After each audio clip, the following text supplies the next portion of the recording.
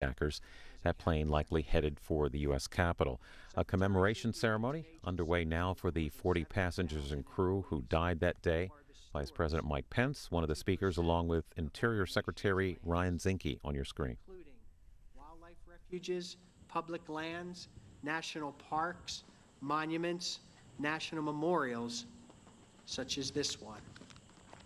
Please welcome the United States Secretary of the Interior, Ryan Zinke.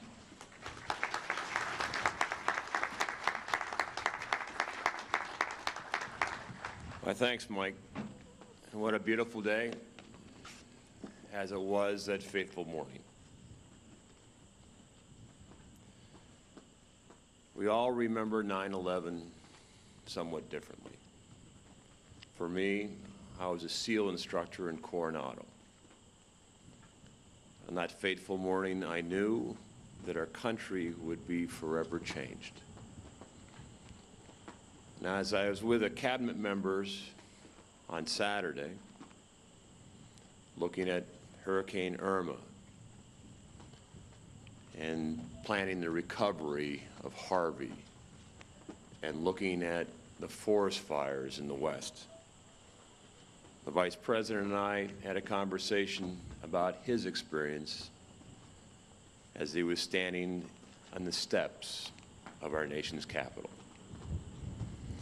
And so the heroism and courage of the 40 passengers and crew is special because it was their actions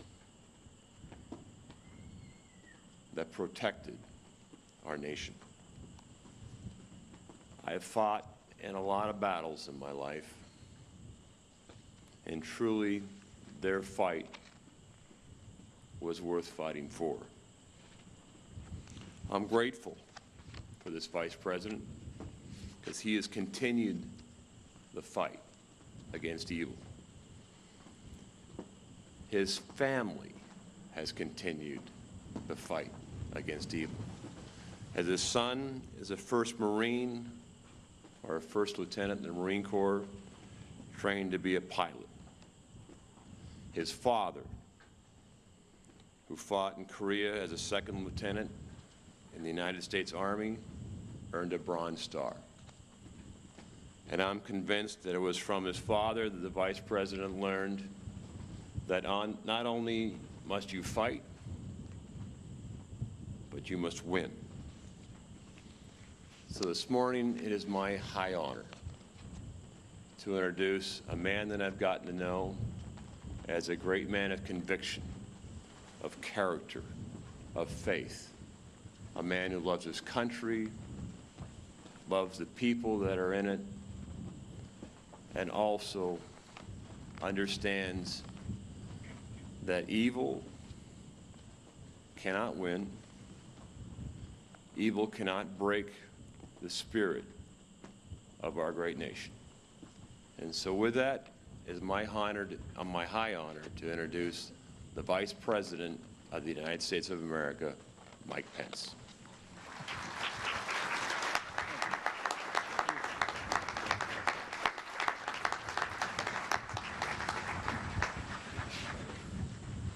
Governor Wolf, Secretary Zinke, Congressman Schuster, Congressman Rothfuss, Superintendent Clark, distinguished guests, but most of all, family members of the heroes who perished in this very field. Reverend Britton, Gordy Felt, and all of those who join us and look on today. We are deeply humbled to join you on this most solemn of days at this Flight 93 Memorial Annual Remembrance Ceremony at this common field one day that became a field of honor forever. President Trump asked me to be here to pay a debt of honor to the 40 heroes of Flight 93, to all the fallen, and their families, and to the generation of heroes they inspired. And to tell you that his heart is here in Pennsylvania, especially with all of you who lost loved ones 16 years ago. Our president observed this day of remembrance at the Pentagon Memorial, where moments ago he paid tribute to the 184 men and women who lost their lives there. All of our hearts as well are with the families of the 2,753 men and women, their families, who lost their lives at the World Trade Center in New York City. As the President said just moments ago, we grieve with every family of the innocent souls who were murdered by terrorists that day. And we will never forget what happened on September 11th, 2001.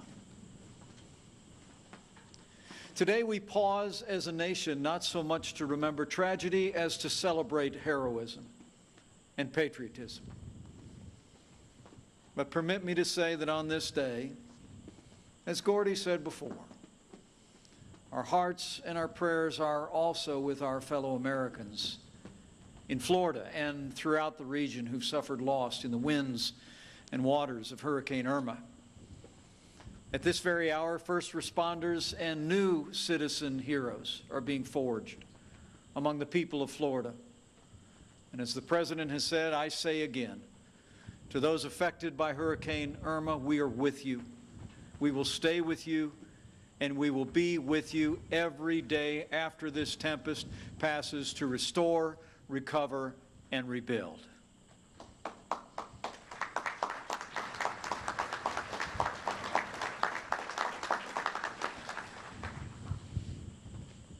Everyone remembers where they were on this day 16 years ago. A mom rousing her children to get ready for school. A farmer wrapping up the morning chores. A coal miner finishing the third shift and heading home.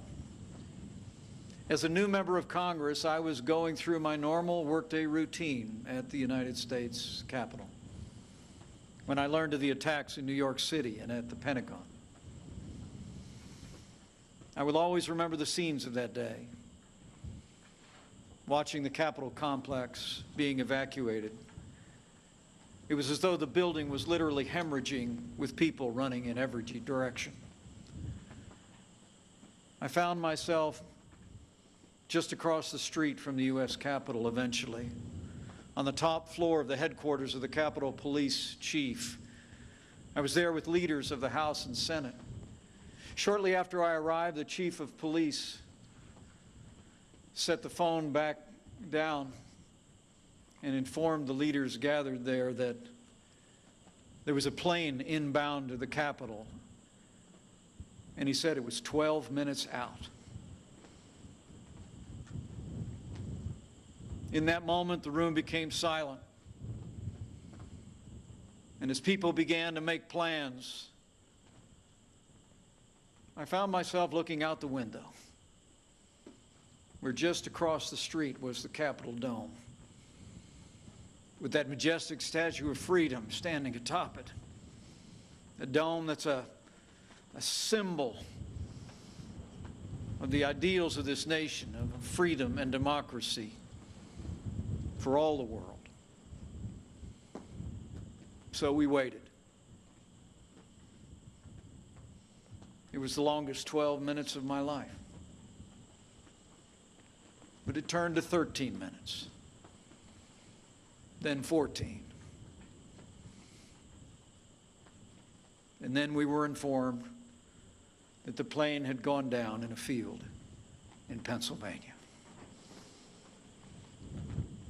In the days ahead, like every American, we would learn the story of the 40 heroes of Flight 93, men and women who looked evil squarely in the eye, and without regard to their personal safety, they rushed forward to save lives.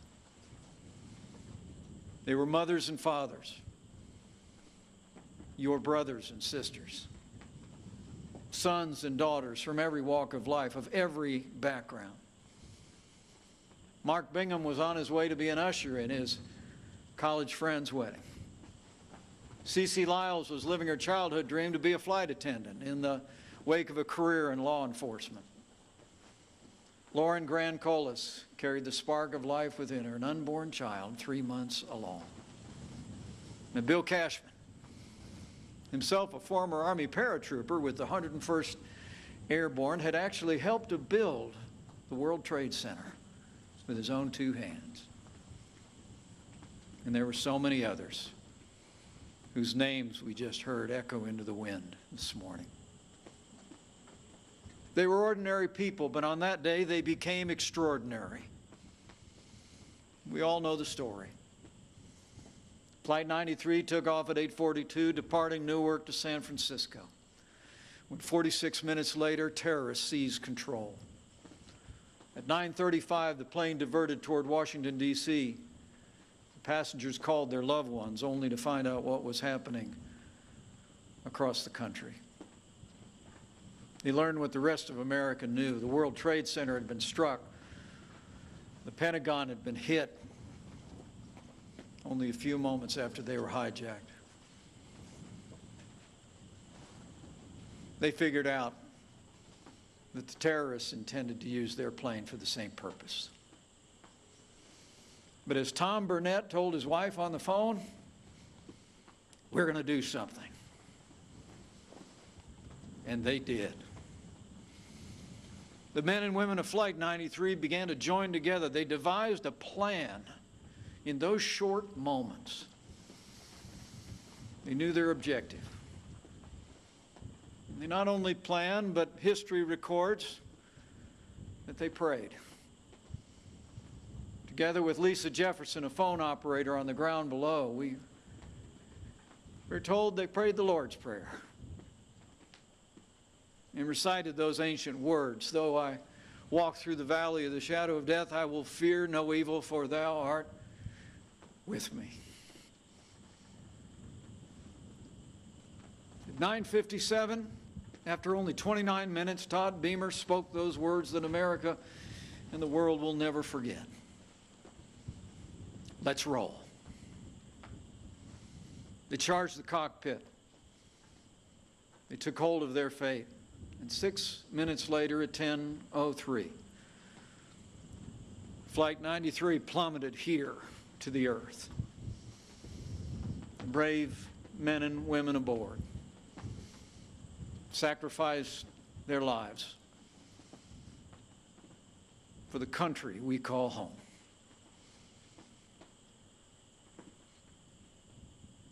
We gather here today because the men and women of Flight 93 are heroes. And this beautiful memorial stands as a testament to the American people's undying reverence for their service and sacrifice.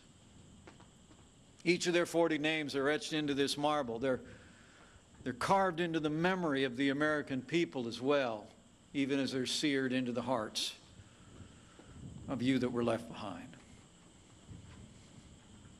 The Bible tells us that the Lord is close to the brokenhearted, and to the families of the fallen here, that'll be our prayer for you today. You honor us by your presence. And as the President said this morning, you honor our heroes, you renew our courage, and you strengthen us all. Today, as a nation, we mourn with you. We remember with you. And we look forward to the day when we will hear the chimes in this place, in the Tower of Voices. We'll turn the whisper of the wind into a heroic call to action. It will remember them and echo across this field and across America for generations to come. At 93 feet, that Tower of Voices that'll be completed by this time next year will honor the heroes of Flight 93, and that soaring structure will hold those 40 chimes each with a different musical note to symbolize the voices of the 40 men and women we remember today. The notes, when played together, I'm told, will form a perfect harmony. Just as in their final moments, the men and women of Flight 93 worked together to defend freedom. The American people will forever be inspired by their courage and resolve. We honor them by remembering them. And we honor them by ensuring that we do all in our power as a nation to prevent such evil from ever reaching our shores again. As President Trump has reminded us, we are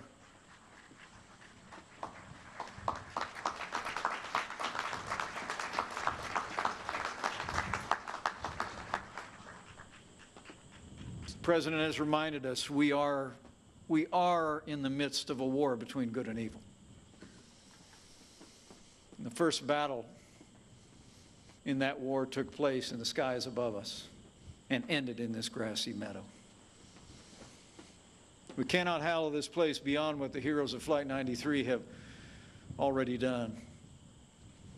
When the plane went down, the heroes aboard it were the first of a new generation of Americans to rise up as citizen soldiers in what would come to be known as the global war on terror. It is remarkable to think that in the wake of their service and sacrifice, America itself experienced a rebirth of unity, of purpose, and a rededication to our most sacred ideal of freedom. And every day for 16 years, their actions have inspired many more of our fellow citizens to stand up, to step forward, and to follow in their heroic service. The President said today, America cannot be intimidated, and in the aftermath of September 11th, we've seen tens of thousands of Americans step forward to serve their communities and protect our families and defend our freedom. They've donned the uniform of first responders, firefighters, police officers, and more than 5 million Americans have stepped forward to serve in the armed forces of the United States of America since September 11th.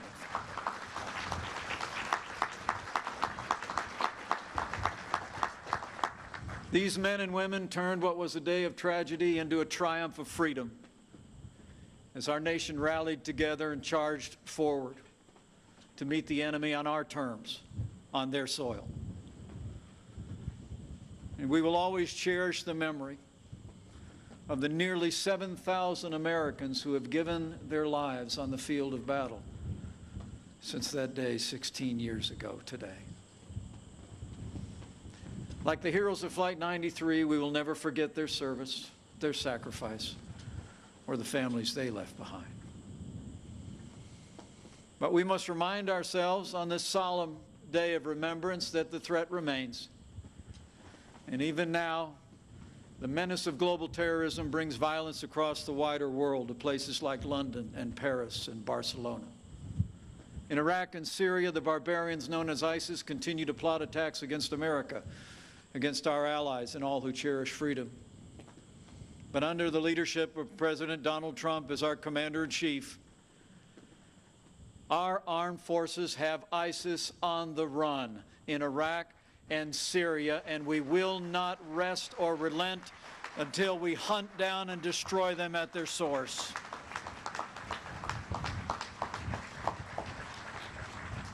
And we also do well to remember that the perpetrators of 9/11 organized and orchestrated their attacks from a safe haven of Afghanistan.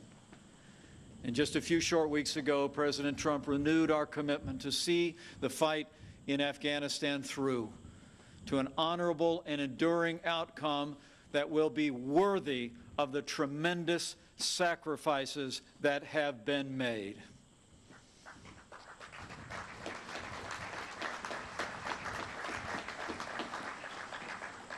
Some 4 weeks ago, President Trump expressed the full commitment of the United States to, in his words, destroy terrorist organizations and the radical ideology that drives them. And so we will. America will remain engaged in Afghanistan until we eliminate the terrorist threat to our homeland and our people once and for all. We've made great gains. Our resolve is stronger than ever. And I promise you, together as one nation and one people, we will drive the cancer of terrorism from the face of the earth.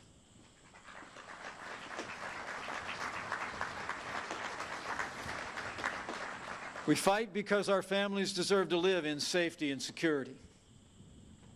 We fight because our fallen heroes demand justice.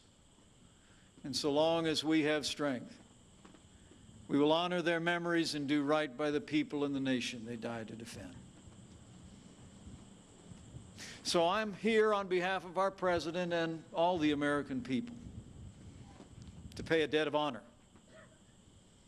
A debt of honor to the heroes of Flight 93. A debt of honor to a generation of heroes that followed their inspiring example in and out of uniform, at home and abroad. But I'm also here to pay a debt of gratitude to the heroes of Flight 93 on a much more personal basis. For their actions on that day in these skies saved American lives. And as my wife Karen, who joins me here today, knows, it's a debt I don't think I'll ever be able to repay. Because among the many lives that were saved by their selfless courage, they might well have saved my own life that day, 16 years ago.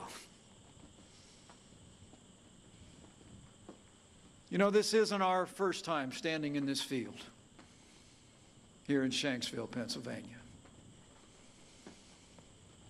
Not more than a year after that fateful day, Karen and I brought our 3 small children here to this hallowed ground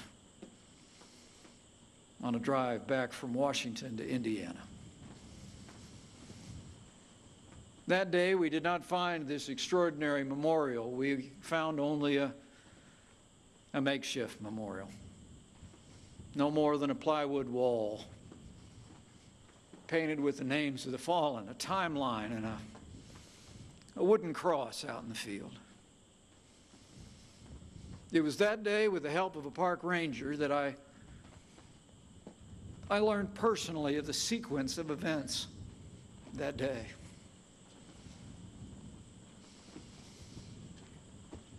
I asked her if the U.S. Capitol was in fact the target, what time would the plane have reached the Capitol building? And what she told me, I'll never forget. For at the time, she said, standing with hundreds of others, I was standing near the east front of the House of Representatives. I will always believe that I and many others in our nation's capital were able to go home that day to hug our families because of the courage and selflessness of the heroes of Flight 93.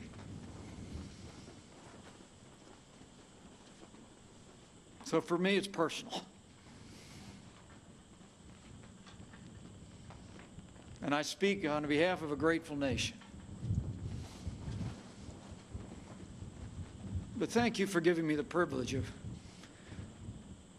speaking on behalf of my little family as well.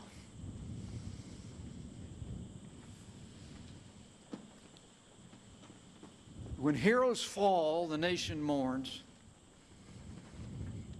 For no greater love has a man than this, that he should lay down his life for his friends. To the families of the fallen, as President Trump promised this morning, I say now, the memory of your loved ones will never die. They will always be with us. their heroic story in our minds, our hearts, enshrined in the memory of this country. As long as America endures, we will tell their story, and generations of Americans will ever be inspired by the faithful and courageous words and deeds of the heroes of Flight 93. May God bless our beloved fallen. May God bless and comfort the families gathered here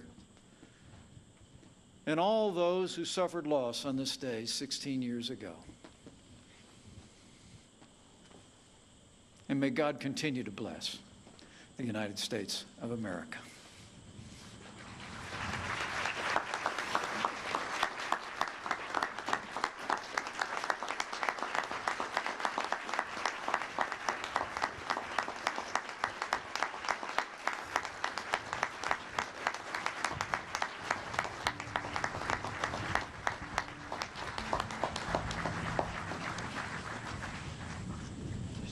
Leave this ceremony here and now go to New York City at the National 9/11 Memorial, where the names of the 2,606 people who were killed during the 9/11 attacks, including 343 firefighters and 71 law enforcement officers. Today, I stand here proud to read my father's name and say that Grandma, Grandpa, Mom, and the rest of the family miss you, Dad. You're never far from our thoughts. You're my hero, and every day I strive to make you proud. Until we meet again.